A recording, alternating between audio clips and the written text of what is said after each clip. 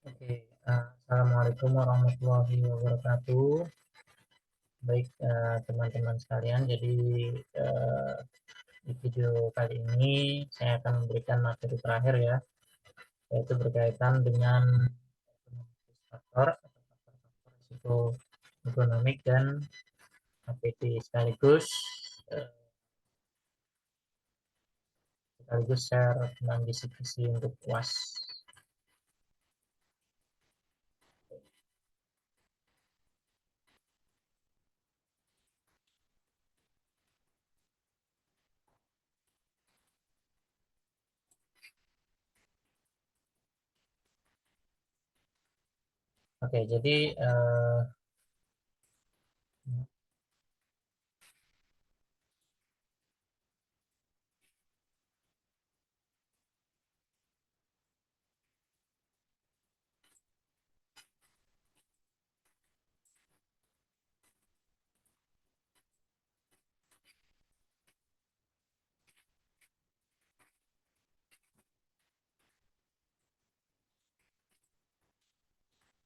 Oke, jadi kita lanjutkan materi ekonomi terakhir, yaitu masuk ke dalam ergonomic risk factor atau apa sih resiko-resiko faktor resiko terkait ergonomi.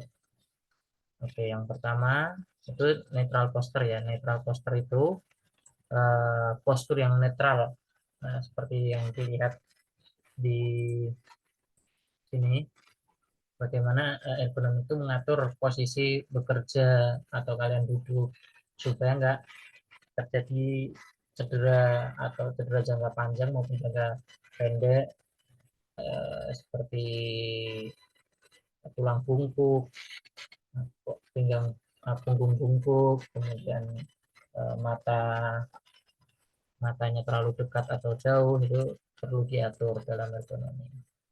Nah, yang pertama itu adalah awkward posture atau postur postur janggal ya, kalau kita uh, tulis. Nah, ini kalian perhatikan karena nanti kemungkinan akan masuk ke UAS ya. Jadi awkward posture itu namanya awkward, kan kalau awkward itu suatu hal yang aneh gitu, postur yang aneh, postur yang janggal gitu kan. Berarti itu tidak sesuai dengan postur tubuh kita kalau bekerja dengan baik gitu. Nah, contohnya itu yaitu posisi badan kita itu uh, berat menyimpang jauh dari netral posture gitu. Harusnya netral posture kan ini berdiri ya, nih berdiri gitu, tapi dia bekerjanya terlalu bungkuk gitu. Nah, ini posture yang tidak boleh dilakukan ketika bekerja. Kemudian nih dia kepalanya ngelihat ke atas terus. Nah, kita kenapa? Sakit leher nantinya kalau terlalu lama di atas gitu. Seperti ini badannya, orangnya ngelihatin, badannya belok untuk ngelihatin ngelihatin ngangkat kelapa sawit ya. Itu juga awkward posture karena kakinya tetap ngadep ke depan tapi kepalanya itu ngadep ke belakang. Nah, itu adalah awkward posture. Nah, itu dapat menekan dan mengiritasi eh, dapat menekan dan mengiritasi tendon kita atau urat-urat dan syaraf kita, dan meningkatkan eh, tingkat kelelahan. Jadi mudah lelah gitu dengan melakukan awkward posture ini. Nah, ini berikut ada eh, gambar tampilan netral posture sama awkward posturnya. Seperti tangan nih, tangan.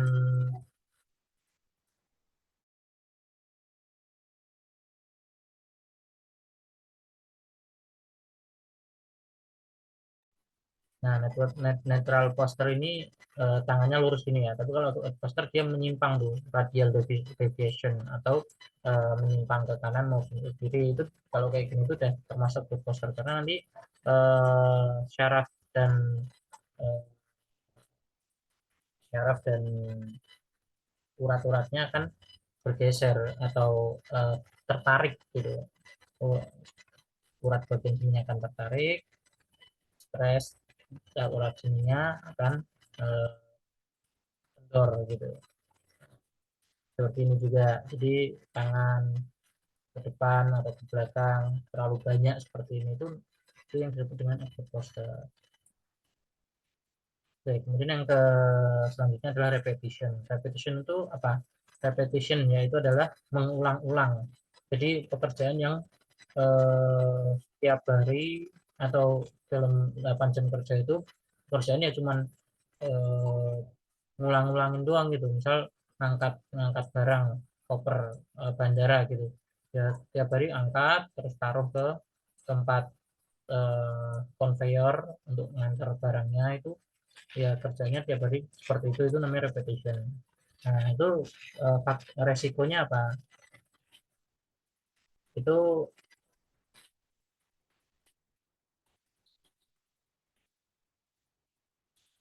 join dan eh, apa namanya sendi-sendi siku dan otot-otot itu akan mengulang hal yang sama terlalu cepat dalam waktu yang lama gitu kan. Nah, ya, jadi job atau pekerjaannya itu akan di consider atau dipertimbangkan sebagai eh, repetisi atau pengulangan yang sangat cepat intensitasnya gitu.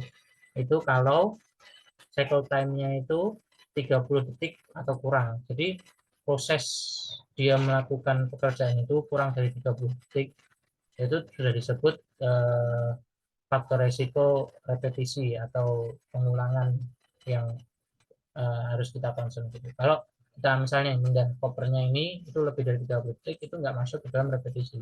Tapi kalau kita misal kerjaannya itu eh, kayak di pabrik rokok misal ngelinting rokok gitu kan setiap hari kerjanya ngelinting rokok tangannya itu eh, cuman gini-gini terus setiap hari ya itu kan cepat gitu satu rokok selanjutnya nah itu bisa menjadi resiko dari repetisi ini itu dapat mengiritasi tendon dan meningkatkan tekanan pada nah,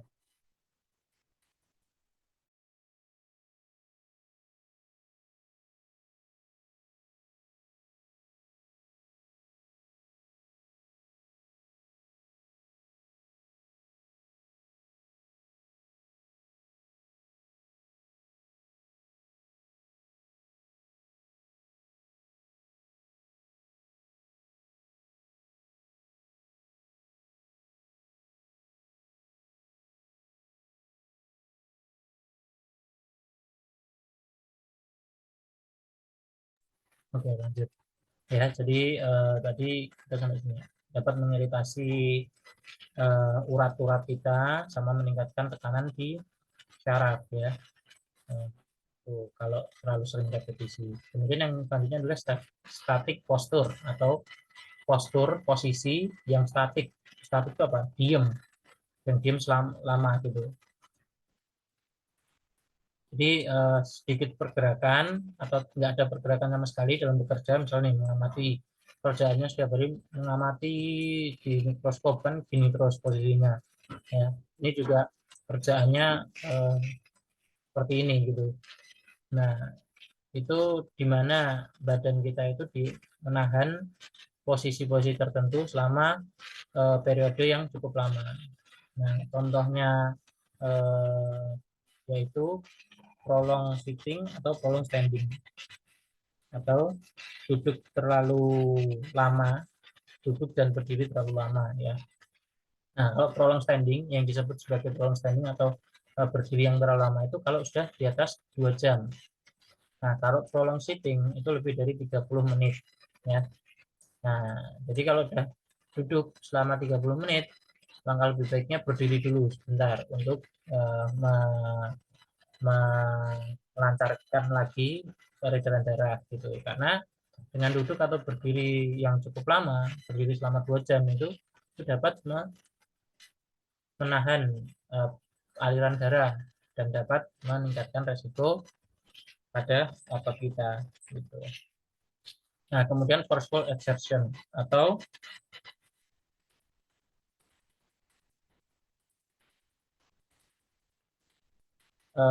penggunaan tenaga yang kuat, nah seperti ngangkat galon, kemudian ngangkat material lempengan besi gitu ya, itu kan pekerjaan yang berat gitu, membutuhkan tenaga yang berat. Nah itu eh, beberapa contoh lainnya yaitu seperti kita ngangkatin suatu barang, ini kan barang, terus eh, lifting atau mengangkat ya. Kalau tadi kan bawa dan mindahin barang, ini, nah ini mengangkat barang-barang berat, ya, kemudian menurunkan, mendorong apa barang berat, menarik barang berat gitu ya. Nah, dan lain sebagainya itu termasuk dalam forceful exertion ya. Itu dapat meningkatkan tekanan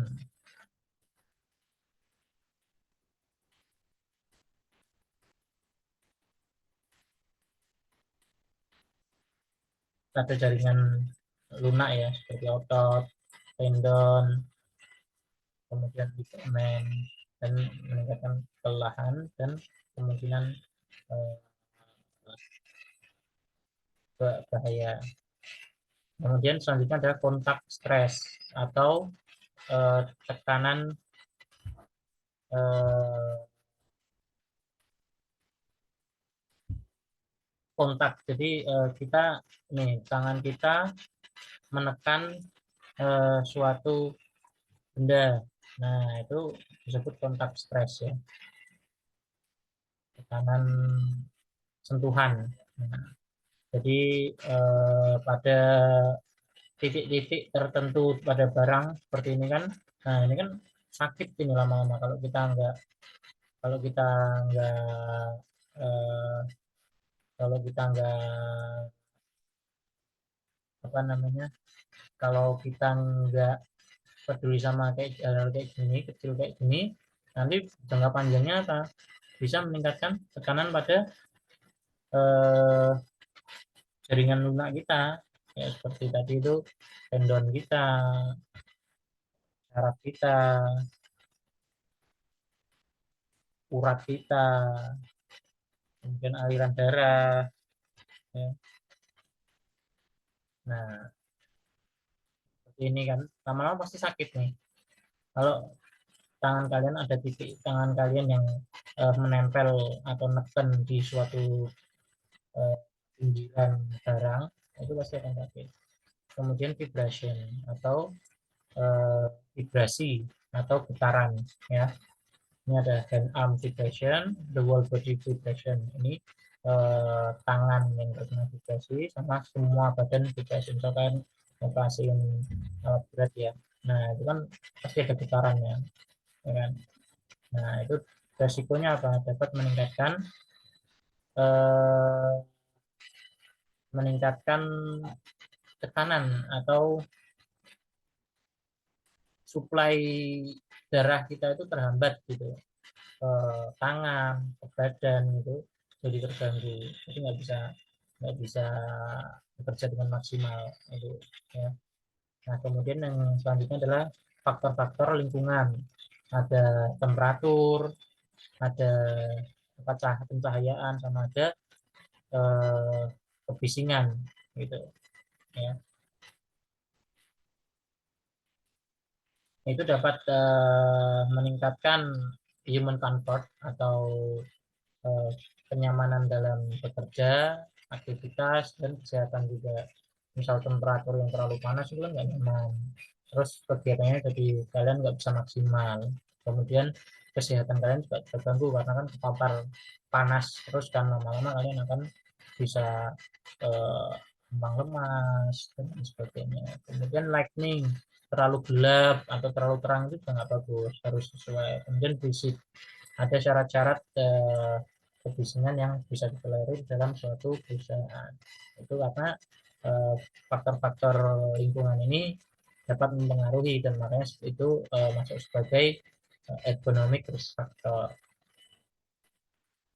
Nah, 4 faktor yang dapat meningkatkan resiko eh, pada kecelakaan atau bahaya kesehatan, yaitu intensity atau intensitasnya itu tinggi atau enggak. Kalian melakukan eh, risk faktor-faktor tadi, misalnya eh, kalian setiap hari duduk terlalu sering gitu. Nah, itu kalau intensitasnya terlalu lama, misal yang booster tadi, vibration force tadi itu, vibration vibration itu kalian eh, bisa meningkatkan terjadinya injury atau kecelakaan kesehatan ya. Kemudian durasinya harus dilihat ketika kita melakukan sesuatu seperti tadi, duduk yang terlalu lama atau berdiri terlalu lama itu nggak boleh gitu. Maksimal 30 menit untuk duduk, maksimal 2 jam untuk berdiri. Kemudian eh, frekuensi seberapa banyak kalian melakukan hal tersebut gitu. Misalnya tadi yang ngangkatin barang ini kan, nah cukup misal sehari itu nggak boleh lebih dari 20 gitu. Setiap 20 atau 10 itu istirahat dulu gitu ya. Nah, dan yang ketiga adalah kombinasi of ERF atau ergonomic risk factor. Misal udah panas, tempat lingkungannya panas, environmental factor, kemudian tambah lagi kalian melakukan kegiatan yang nih panas kan, panas banget di luar, terus kalian tambah lagi bekerja dalam sesuatu yang ada getaran, itu sangat besar menimbulkan bahaya atau cedera atau kesehatan ya dari eh, resiko resiko ergonomik itu. Oke, jadi tadi ada apa ada eh, 7 ergonomic risk factor ya. Nah, yang pertama akut postur atau postur badan yang janggal atau tidak normal.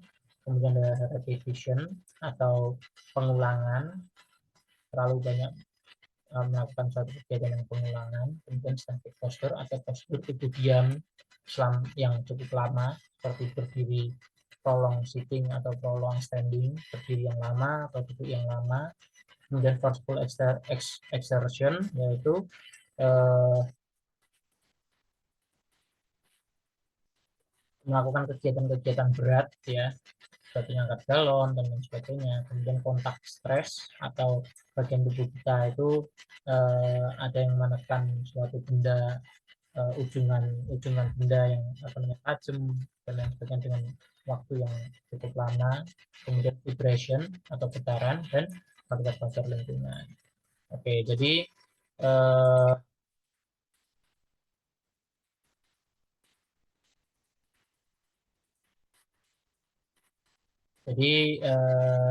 itu adalah IRF ya, selanjutnya karena itu akan masuk juga ke dalam UAS. Jadi kita bahas tentang UAS-nya yang jadi UAS-nya itu nanti akan eh,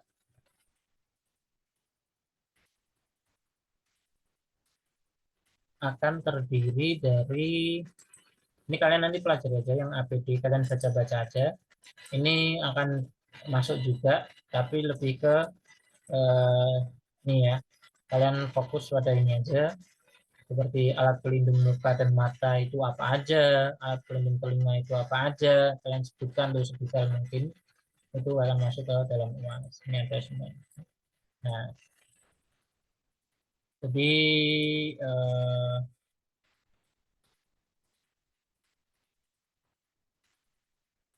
UAS-nya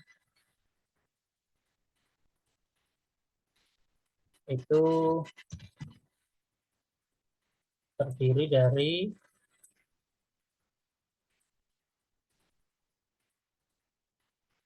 5 soal ya. 5 soal utama plus 1 soal bonus. Jadi ada 6 soal. Ya. Jadi ada 6 soal, total 6 soal. Nah, itu yang satu soal, terserah kalian pilih yang mana. Kalian kerjain semua aja, nanti yang akan dinilai pokoknya tetap 5 soal, dan akan diambil nilai terbagus dari eh, yang kalian jawab semua. Makanya dijawab semua aja dengan sebaik mungkin. Nanti semua bobot nilainya itu satu soalnya 20 ya, jadi 5 soal itu 100. Ini esai aja, jadi UAS kita nggak ada pilihan gandanya, full esai. Nah, dari total 6 soal ini, itu tiga soalnya itu adalah soal-soal UTS kemarin, soal esai UTS kemarin. Nah, kalian pelajari lagi aja tuh soal-soal UTS. Nah, dua soalnya itu soal terkait ergonomi dan dan APD ya. Nah, APD ini tadi yang saya sebutkan, kalian fokus sama apa aja sih? Kalian tahu nggak sih APD itu apa aja? Misalnya pelindung diri kepala, kepala itu apa aja? Nah, pelindung tangan itu apa aja? Nah, itu kalian sampaikan sebetulnya mungkin aja gitu. Nah, tiga soalnya. Nah, tiga soalnya itu soal-soal UTS, soal-soal UTS kalian masih ingat nggak? Jadi kalau soal-soal UTS itu eh,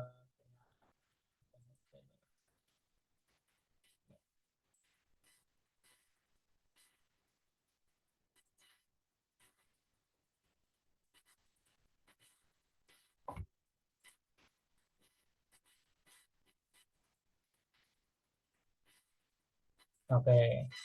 Jadi di antara 5 ini ya, 5 ini itu masuk, kalian pelajari aja, saya nggak akan sebut yang mana, tapi ada masuk 3 soal di, untuk UAS dan 2 soal yang untuk ekonomi dan APB. Nah, entah yang masuk nomor 1 sebutkan arti dan makna lambang K3. Nah, kemudian nomor 2 buat analisa satu kejadian kecelakaan kerja menggunakan analisa teknik teori efek domino. Ini anu ya. Nih, nomor 2 ini kalian buat nih satu kecelakaan kerja. Jadi kan ada tuh teori efek domino, ya kan? Penyebab langsung, penyebab tidak langsung. Nah, kalian tulis, misal kalian tulis dulu tuh satu kejadiannya apa? Kejadiannya misalnya eh, terjatuh dari site atau kebakaran yang kemarin barusan terjadi dengan kebakaran. Nah, kalian tulis tuh penyebab tidak langsungnya apa, penyebab dasarnya apa gitu. Penyebab dasarnya karena eh, apa, sesuaikan aja sama sama yang kejadian kalian itu, misal kebakaran gitu.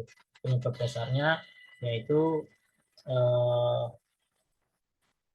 ini contohnya. Nah, nih, penyebab dasarnya misalnya kurangnya kesadaran atau penyebab tidak langsungnya faktor pribadi, nah, gitu ya. Kemudian yang ketiga ini buat satu analisa insiden investigasi dengan diagram fishbone. Nah, seperti yang ini contohnya. Jadi kalian buat gambarnya, gambar fishbone atau diagram tulang ikannya, sama kalian tulis tuh ini apa aja sih yang membuat faktor-faktor penyebab kecelakaannya itu, misalnya di metodenya itu tidak ada prosedur K3, tidak ada dan kerja, misalnya ini kegiatannya anu ya, kecelakaannya itu kecelakaan tertabrak alat berat gitu. Nah, itu kalian sebut tuh material yang membuat itu apa, oh gagal mengamankan atau eh, batas pengamannya hilang. Nah, itu kan sehingga orangnya tidak sadar dan jatuh kemudian tertabrak gitu. Gitu ya. Kalian ini untuk buat satu analisa insiden investigasi. Jadi yang satu ini kalian tulis kejadian kecelakaan kerja pakai teori efek domino, yang satu uh, insiden atau kejadian pakai diagram fishbone. Kalian investigasi itu metodenya apa aja. Nah, oke ya. Jadi eh, mungkin itu kalian pelajari hari ini bisa. Eh, semoga terus maksimalkan, karena UAS ini bobot nilainya tinggi. Kalau kalian bisa mulus di UAS ini bagus semua, ya nilainya insya Allah bagus. Oke, terima kasih teman-teman. Assalamualaikum warahmatullahi wabarakatuh.